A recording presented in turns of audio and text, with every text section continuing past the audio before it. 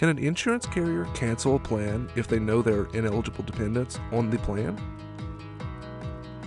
We asked the expert, Ben Conley, partner at Seyfarth. Ben started closely following the healthcare reform well before it was passed into law.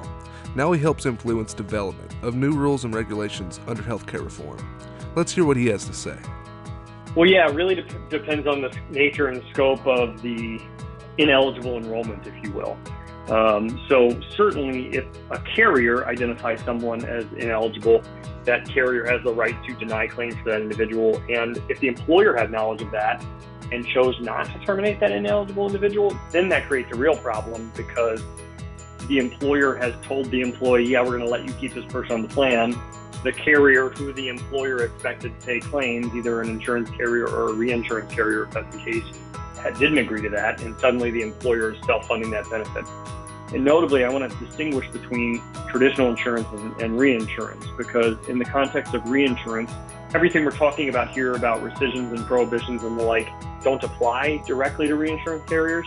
I mean, it's state by state what happens there, but reinsurance carriers aren't subject to that restriction. So while an employer may be limited in its ability to retroactively terminate coverage, the carrier potentially is not subject to that restriction and can retroactively terminate coverage.